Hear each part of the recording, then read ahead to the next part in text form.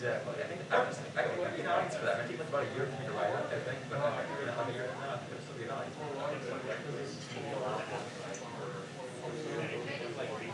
Right.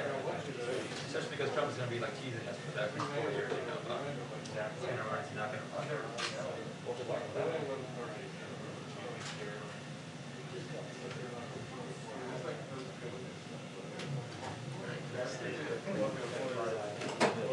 How you doing?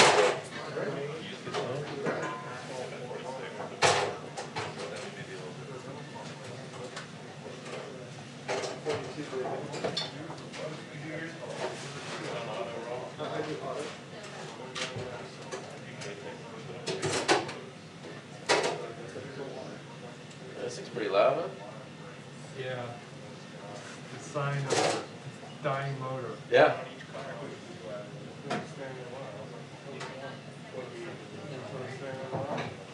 You know which one it is? Sounds like this one. You see any No, of we those? do not. CNN? Yep. Oh, yeah. Yeah.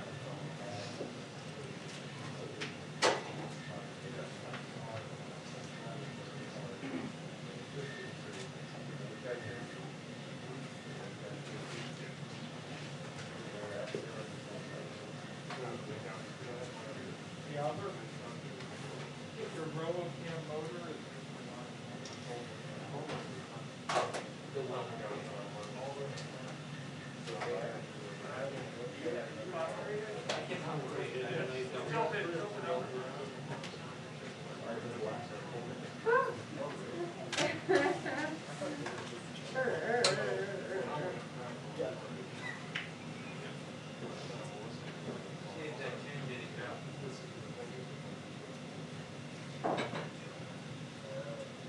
It's still humming?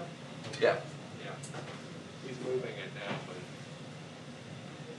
I think it's like the cooling fan, maybe. yeah. It's still humming, but I think he said it's the cooling fan too, probably. But as long as you can still move it, that's good. Wow.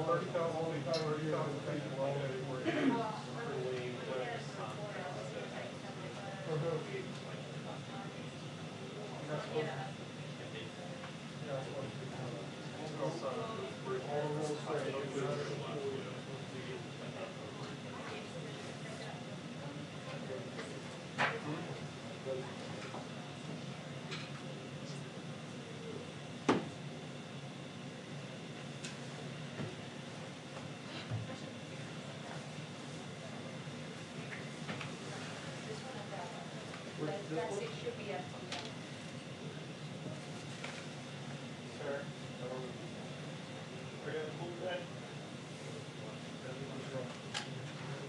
Can't be in the break room at all.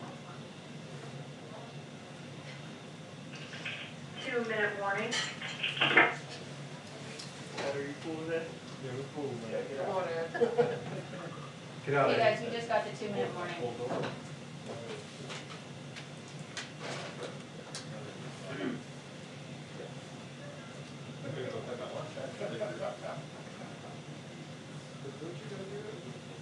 Down front. I'm full. Are you pulling it after that? I'm full. I'll leave though.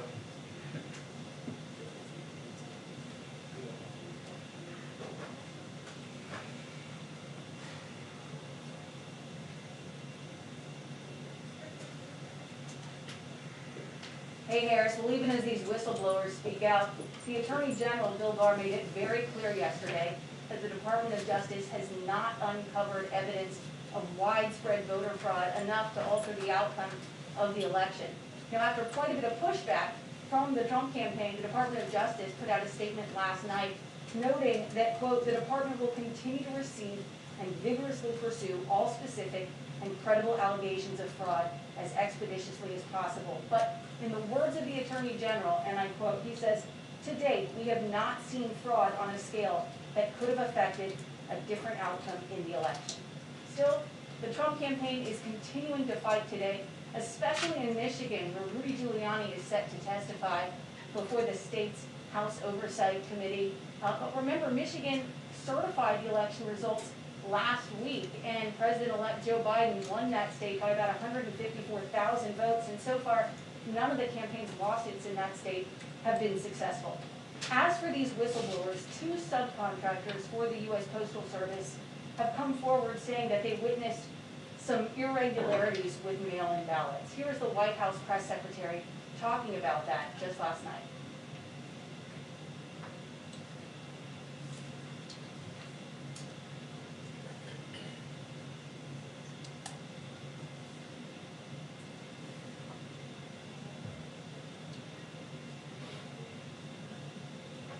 So there's a good chance that she will talk about that when she steps up to the podium any minute now, but she is also going to get a lot of questions about what Bill Barr said and about the Justice Department investigating this possible bribery for pardon scheme, which was detailed in court documents that were unsealed just yesterday. Harris?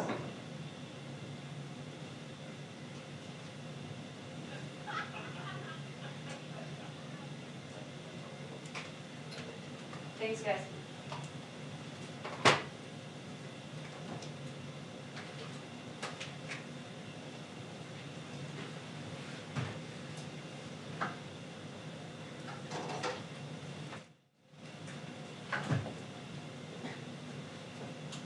The hokey pokey.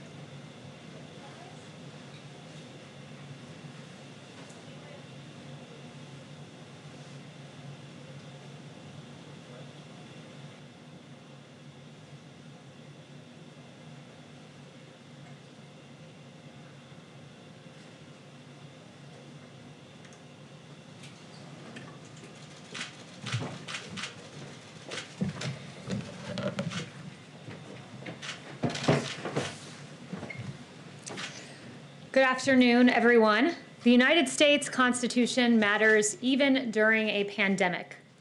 While Democrat politicians seek to impose draconian restrictions against their citizens, this past week, the Supreme Court of the United States had their say on New York State's capacity restrictions, which restricted the number of attendees allowed in places of worship, but not other government-deemed essential businesses.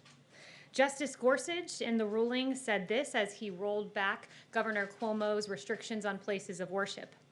He said, quote, "It is time past time to make plain that while the pandemic poses many grave challenges, there is no world in which the Constitution tolerates color-coded executive edicts that reopen liquor stores and bike shops, but shutter churches, synagogues, and mosques. Behind me, you will see displayed images of Democrat hypocrisy playing on loop. These images depict the following. They show Governor Gavin Newsom of California dining both maskless and indoors at the fancy French Laundry restaurant despite severe lockdown restrictions against indoor dining for the very people he governs. You'll see Chicago Mayor Lori Lightfoot celebrating in the non-socially distant streets of her city. You will see Speaker Nancy Pelosi indoors at a hair salon in San Francisco when salons in California were only open for outdoor services. And you will see CNN's Chris Cuomo staging his emergence from quarantine in a made-for-television moment, coming out of the basement, and this was after Cuomo was spotted breaking his brother, Governor Cuomo's, quarantine rules to go for a bike ride in the Hamptons.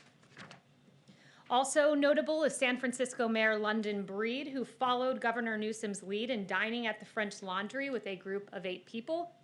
And finally, Los Angeles County Supervisor Sheila Kuehl dining outdoors at her favorite Santa Monica restaurant after voting to ban outdoor dining at 31,000 restaurants throughout LA, calling outdoor dining a most dangerous situation. Quite clearly, these Democrats do not follow their own edicts. They act in a way that their own citizens are barred from acting. Governor Cuomo's decision to impose restrictions on the size of religious gatherings was rebuked by the highest court in the land. But what was Cuomo's response? Instead of showing deference to the Constitution, he attacked the legitimacy of the court. Governor Cuomo said this, "You have a different court, and I think that was the statement that the court was making. We know who he appointed to the court. We know their ideology." Well, in fact, the ideology of those on the Supreme Court who made the decision to support the First Amendment are in favor of freedom, the Constitution that survives even during a pandemic. This statement from Governor Cuomo strikes at the heart of the issue. Democrats seek control. These images behind me make clear Democrats' mindset. Rules for thee, but not for me. The president stands with you, your freedom, your ability to decide how to best protect your health. We all know how to protect ourselves from COVID-19, wash your hands, socially distance, wear a mask. But as one federal court put it, there is no pandemic exception to the Constitution. And with that, I'll take questions. Welcome back, Kristen. Good to have you back. Thank you so much. Good to see you. Thank you. Appreciate it. I want to ask you about comments that the Attorney General made to the Associated Press. He said, quote, "To date, we have not seen fraud on a scale that could have affected a different outcome in the election." Given that, why hasn't President Trump conceded?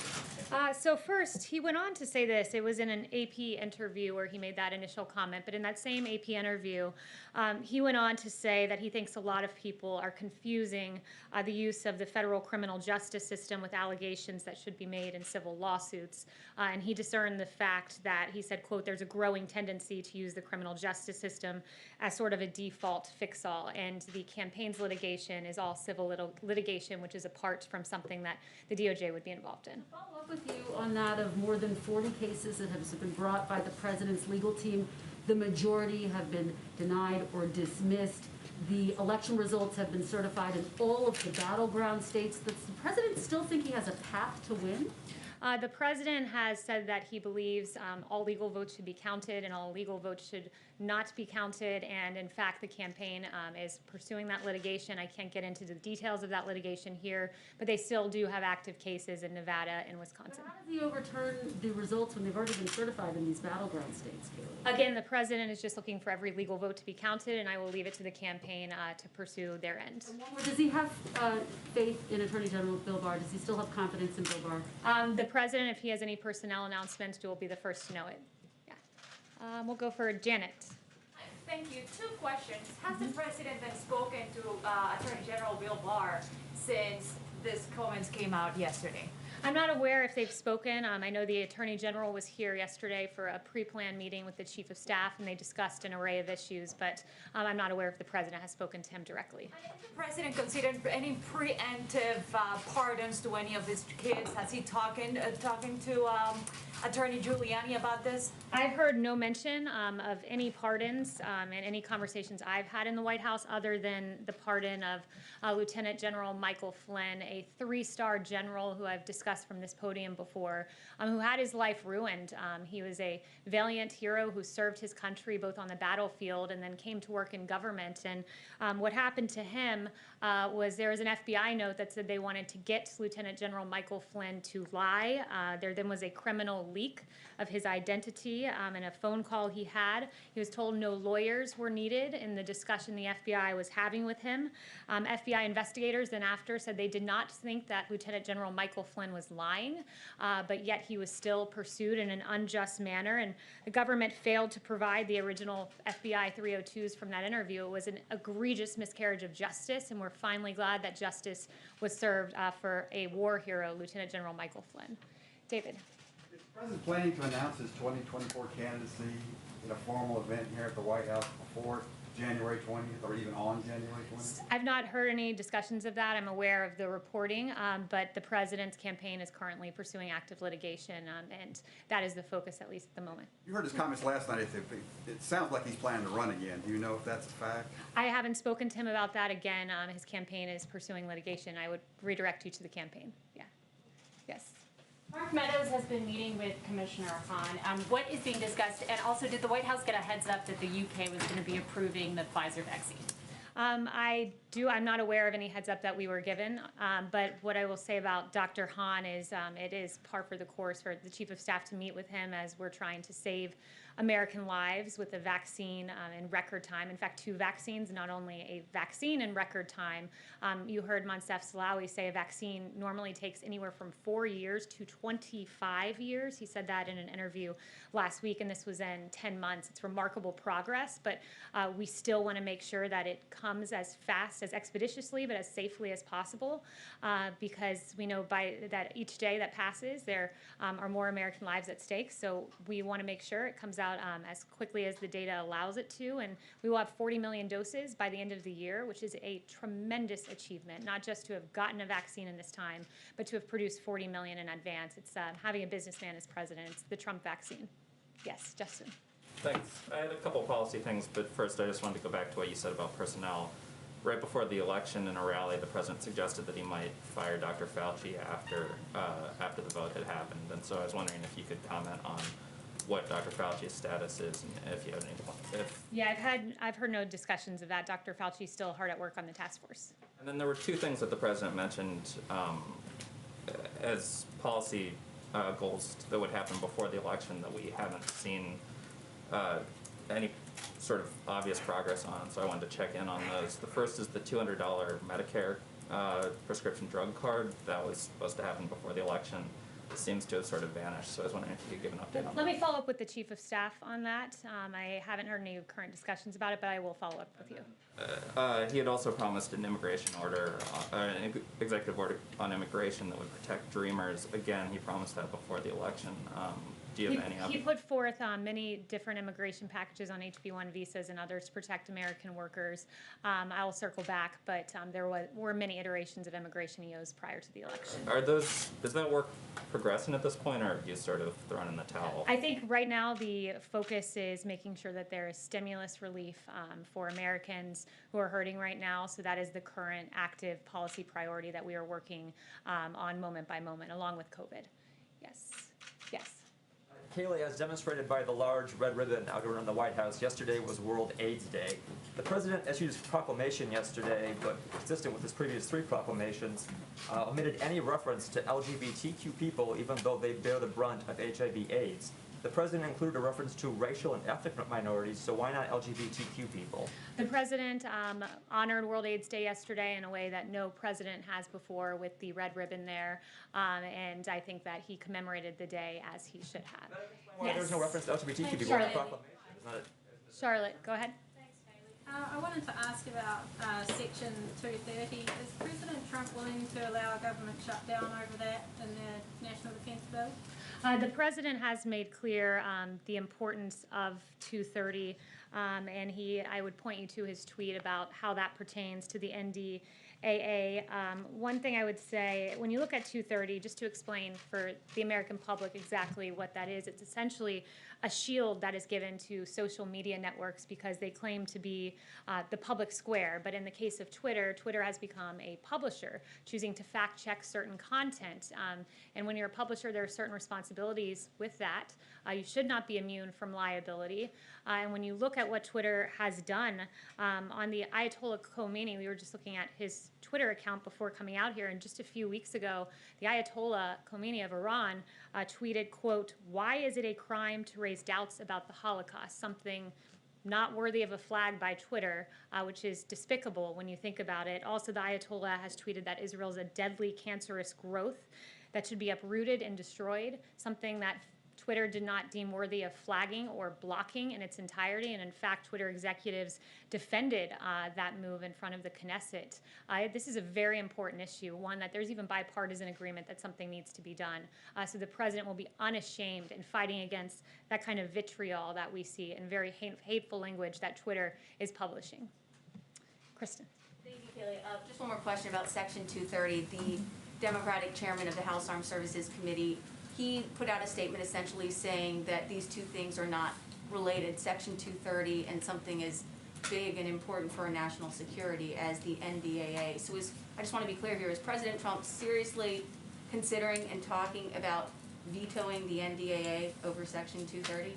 Yes, the president is serious about it, and I noted, when you have other world leaders that are making calls for genocide and Twitter not finding that worthy of flagging or blocking. Beyond that, you look at China, who's putting out disinformation. China tweeted out, I believe it was 6 days ago, I think it was November 25th, that COVID-19 did not originate in Wuhan, something that was not deemed worthy of flagging by Twitter. There are real grave concerns here, and the president stands by that. And it also is worth noting that the president will always defend our military, ensure that we get adequate defense funding, as he's gotten $2.9 trillion so far, but he is going to put the pressure on Congress to step up on this. And one more question about Attorney General Bill Barr's comments. I believe you said that you're not sure if President Trump and the Attorney General have spoken since he made those comments, was that right? Yes, I'm not sure if they've spoken. But can you at least tell me, was President Trump upset when he heard the Attorney General say that he has not seen or the DOJ has not uncovered evidence of widespread voter fraud enough to overturn the outcome of the election? I haven't spoken with the president specifically about AG Barr or that comment. And I would also just point everyone to the revised, or the supplemental, I should say, not revised, comment that was put out by AG Barr in the wake of media reporting that seemed to misconstrue his statement.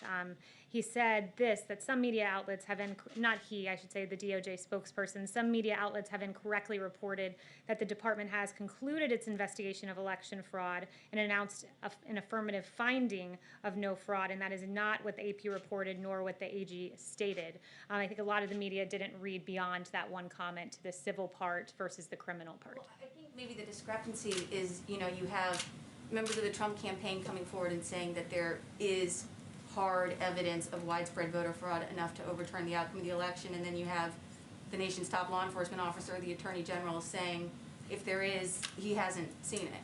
Well, the Attorney General was speaking to what has come before his desk, and again, I'd point you to the campaign for specific questions on this, but I would just say generally they are pursuing civil litigation, which in fact the Attorney General explicitly said some of this is meant more for civil litigation, which is what the campaign is currently pursuing. Kevin. Kayleigh, is the president seriously considering skipping the inauguration? I'll leave that to the president to make his announcement. He tweeted something to the effect of he knows what his decision is and he'll make his decision at the right time. What rationale could he possibly have for skipping? I'm not going to speculate on the president's decision. I'll leave that to him to announce it. Just one follow-up. There was a report yesterday on federal officials investigating a potential bribe for pardon scheme. Has anybody at the White House been questioned by federal law enforcement officials regarding potential bribes for a pardon? No, and in fact, a DOJ official said yesterday that no government official was or is currently a subject or target of the investigation disclosed in this filing. Yeah, Andrea. So thanks for my question. I wanted to ask about FBI Director Wray.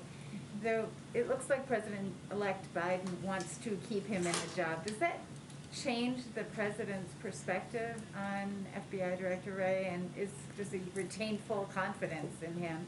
No, I have just a quick follow-up. Yeah, he's made no assessments, and at least in my presence, about that. And if we have any personnel announcements, we'll let you know. Okay, great. Can I just follow up on the vaccine issue? You said 40 million doses. I recall the president saying, and perhaps even you saying, that you were looking for 100 million doses by the end of the year. That 40 million is quite a bit short. So can you just clarify that number? So there are currently 6 vaccines that we have identified as vaccines that we were hopeful would come to fruition. And with several of those, if not each of them, I can follow up with you on the exact number. We have manufacturing contracts. So we have manufactured doses with several of these, but they have to come to completion. So with each new vaccine that comes, along with that will come millions and millions of doses that have already been manufactured in time. But currently, of the 4 vaccines in phase 3 clinical trial, Moderna, Pfizer, AstraZeneca, and Janssen, 2 of those have gotten to the point of applying for an EUA. So really, it's incumbent on the manufacturer and those going through the phase 3 clinical trial to get that data to us, and then it's manufactured and ready to go. So the moment someone else gets to a 94% effectiveness rate or whatever the barometer is, we will have those doses. Yes. Yes. Thanks, Kayleigh. I have just 2 quick questions, if I could. Georgia officials have said election workers there are facing threats because of the president's false claims about winning the state and his rhetoric throughout the election. Does the president condemn threats against election workers, or does he take any responsibility for those threats? We condemn any threats against anyone. There's no place for violence. What I will say, though, too, is that the president's lawyers, they were doxxed by a left organization. Their private information put out, so we're seeing that happen to people on both sides of the argument, and there's no place for that ever anywhere. And then just real quick, the CDC director today said that the next few months could be among the worst public health months in American history. I wondered, does the White House, is it setting a good example for the public, for the White House to be holding in-person holiday parties at a time when the CDC and other organizations are asking Americans to forego those kinds of celebrations for their own safety? Yeah, so if you can loot businesses, burn down buildings, engage in protest, you can also go to a Christmas party. You can celebrate the holiday of Christmas, and you can do it responsibly, which is why the East Wing has noted that they'll have smaller guest lists, masks are going to be available, social distancing is going to be encouraged, hand sanitizing stations, among other measures. But we will engage in the celebration of Christmas, and there will be a Hanukkah celebration as well. Yes. Yes, Meredith. Thanks. Does President Trump, has he had any kind of conversations with allies on Capitol Hill about challenging Joe Biden's electoral college votes with Congress? We saw one of his allies today said he plans to do that. Is that a conversation that the president's had at all? Not that I'm aware of. Ines. Oh, yes. The White House Coronavirus Task Force is privately telling governors that Americans under the age of 40 who gathered with people outside their households at Thanksgiving are dangerous to others and should isolate immediately. Why is the White House not publicly sharing that same information with Americans? You said that was in a, what document was that? The White House Coronavirus Task Force is privately telling governors. That those Thanksgiving celebrations that there's CDC guidance out there as to when you should and should not isolate, so I would point you to that. That's all been publicly available since the beginning of all of this. Christian. Yeah, thanks, Kayleigh. So if some version of the defense authorization makes it to the president's desk with language that terminates Section 230, would he sign it into law, even if there's language in there that renames bases bearing Confederate, names or named after Confederate officials? Yeah, he's said before he's very much against the Warren Amendment, and public polling is with him on that. How that intersects with the 230 tweet, I will have to follow up with him about. I don't know if that position has changed. given what he tweeted recently, but I will follow up on that. And then on China, Yes. Joe Biden told the Times that he doesn't want to roll back the China tariffs or the Phase 1 trade deal. Do you know if the president plans on reaching out to Mr. Biden to talk about, China trade, since it's been such a hot policy issue, or any other policy really, before January 20th? I'm not aware of any plans of that at the moment, but if I do, I'll let you know. Yeah. Meredith.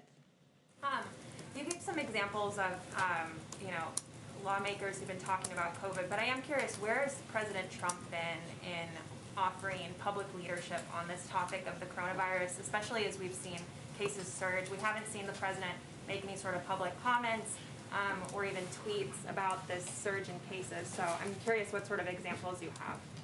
Yeah, quite a bit. I mean, he's created the greatest testing system in the world. He gave a press conference about 2 weeks ago, I believe, on the vaccine, which he has done at warp speed because he's torn down bureaucratic barriers. He's been hard at work. He's done, I don't know how many coronavirus task force briefings from this podium, but the work he's done speaks for itself. The fact that now the case fatality rate in this country is 2%. It was 6% in April, and what that means is it's a testament to our therapeutics. Another thing that happened recently, in fact, mid-November, got almost no attention, but it's again a testament to the president, is the 2 new therapeutics. They are renditions of, one is a monoclonal antibody, another one is a Regeneron therapeutic, and these 2 therapeutics are given to people with mild to moderate COVID symptoms that are at high risk for severe COVID or hospitalization. So the fact that we've got to the point where we now have therapeutics we can give you in advance to try to prevent you from going to a hospital, and we've sent out 169,000 vials of one and 36,000 vials of another just in a few weeks. He's hard at work at this with the task force behind the scenes. And when we talk about his public leadership, just on COVID generally, I think it's a fitting time, given your question, to note Dr. Fauci now says that we should keep the schools open. He said that this Sunday. This is something the president has said for months.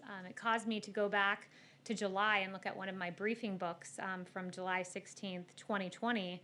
And what I found in there was this. The science was always on our side about keeping schools open way back in July.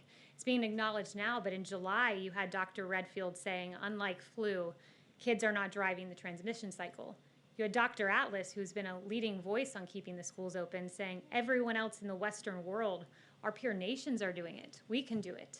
This was back in July. We had a study from the Netherlands about few reports of infections from schools that had stayed open. This was back in July. You had a Yale School of Public Health professor named Albert Coe saying that the bottom line is the impacts of COVID-19 on children is minimal or very low compared to other groups.